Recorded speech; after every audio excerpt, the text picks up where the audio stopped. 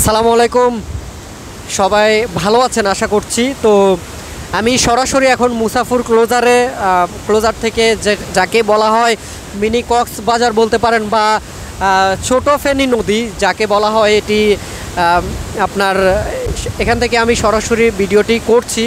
তো আজকের ভিডিওটি করার উদ্দেশ্য হচ্ছে, আপনারা আমার কথাগুলো শুনছেন কিনা আমি জানি না, কারণ এখানে পানির স্রোত এতটাই বেশি যে আপনারা কথাগুলো শুনছেন কিনা আমি জানি না। তারপরেও আমি চেষ্টা করতেছি যে আপনাদেরকে দেখানোর জন্য, আপনাদের সাথে শেয়ার করার জন্য যে বর্তমানে যে স্রোতটি পানির দেখা যাচ্ছে, এগুলো আপনাদের সাথে শেয়ার করার জন্য আমি চেষ্টা করতেছি।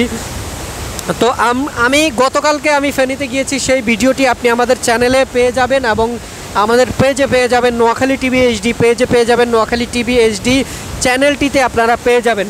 তো মূলত আজকের ভিডিওটি করার উদ্দেশ্য হচ্ছে যে আমরা দেখেছি যে দূর দূরান্ত থেকে অনেকেই সহযোগিতার হাত বাড়িয়ে দিয়েছেন এবং আপনিও দিতে পারেন। আপনার যা কিছু আছে, আপনার যতটুকু সমর্থন আছে, আপনিও কিন্তু এই যে বন্যার কবলিত পরিস্থিতিতে যারা পড়েছে, যে ভয়ঙ্কর পরিস্থিতির শিকার যারা হচ্ছেন, তাদের পাশে আপনিও দাঁড়াতে পারেন।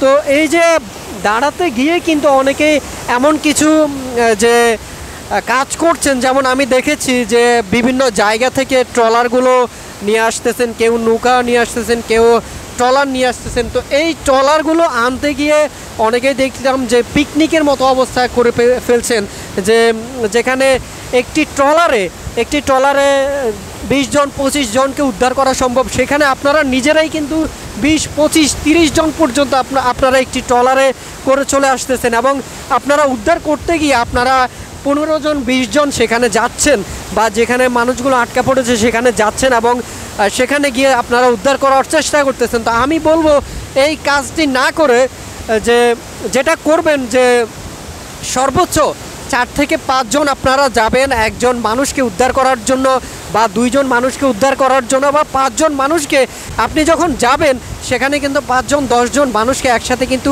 উদ্ধার করতে পারবেন। এখন সেখানে যদি আপনারা নিজেরাই যদি 20-25 জন সেখানে যদি যান, সেই ট্রলারে করে যদি যান, তাহলে আপনারা কয়জনকে উদ্ধার করতে পারবেন, বা আপনার সেই ট্রলারে কি আপনার 100 জন মানুষ বহন করা সম্ভব, বা 200 জন মানুষ কি সেই ট্রলারে বহন করা কি সম্ভব?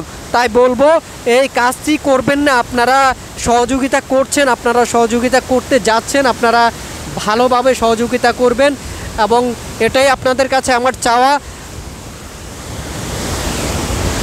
আপনারা সবাই অবশ্যই ভিডিওটি বেশি বেশি শেয়ার করবেন, শেয়ার করবেন। আপনারা যদি শেয়ার করেন, আপনারা যদি সাপোর্ট দেন, তাহলে আমরা আপনাদের সাথে প্রত্যেকটি আপডেট আপনাদের সাথে শেয়ার করব, প্রত্যেকটি আপডেট আমরা আপনাদেরকে দেখানোর চেষ্টা করব।